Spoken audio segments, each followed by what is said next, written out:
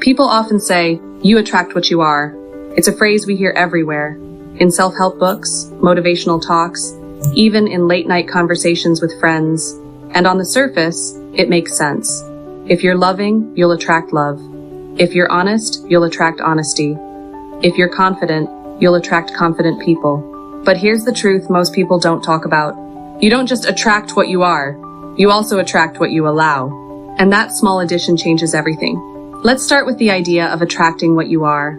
From a psychological perspective, this concept often connects to emotional frequency and self-concept. When you see yourself as valuable, you naturally carry yourself in a way that communicates that value. Your tone, your body language, your choices, they all silently signal your standards. People pick up on it. If you're deeply secure, you won't chase approval. That security will quietly filter out relationships that thrive on control or manipulation, because they simply won't match your emotional wavelength. And the reverse is also true.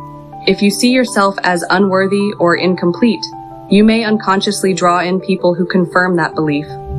Not because you want to suffer, but because familiarity feels safe, even when it's unhealthy. Psychologists call this confirmation bias in relationships. We seek out situations and people that reinforce the identity we already believe about ourselves. If deep down you think you're not enough, you might gravitate toward partners or friends who treat you as if you're not enough.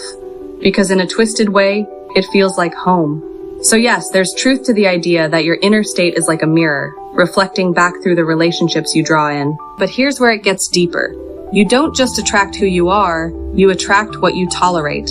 You could be the most loving, compassionate, generous person in the world.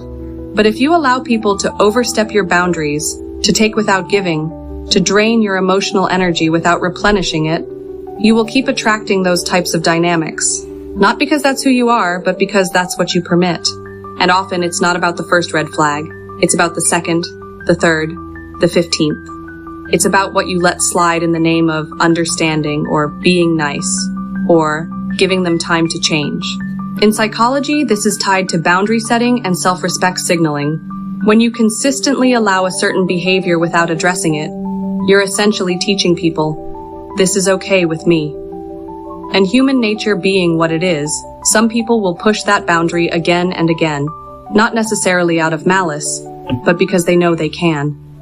The reality is, attraction isn't just about energy, it's about enforcement. It's about the quiet, daily ways you show people how to treat you. Imagine you're a beautifully lit house. You keep your space clean, warm, and inviting. People pass by and admire it. But if you leave your door wide open all night, without a lock, without boundaries, you can't be surprised when the wrong people wander in. Being a good person is the light. Setting boundaries is the lock. You need both. From a psychological standpoint, this is about self-worth in action. You can think you deserve better, but unless your actions match that belief, the world won't believe you. Your standards have to be visible externally. And it's not about being cold or unapproachable, it's about being clear. Clear that kindness doesn't equal tolerance for disrespect. Clear that forgiveness doesn't mean repeated access. Clear that love is mutual, not one-sided labor. The most magnetic people aren't the ones who try to please everyone. They're the ones who carry an unspoken message. I know my value and I will not trade it for crumbs. That energy, that self-respect, is what truly shapes what and who you attract. Because it filters out the people who come with conditions, games, or endless taking. So, do you attract what you are?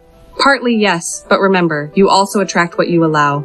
Work on yourself, yes. Heal, grow, be the best version of you that you can be. But also, guard that version. Protect it. Make sure your actions, not just your words, reflect the value you carry. Because you are not only a magnet for who you are a mirror for what you allow. And when you refuse to allow less than respect, love, and reciprocity, you'll find that what you attract will finally feel like home. Thank you for watching. Please subscribe if you enjoy content like this.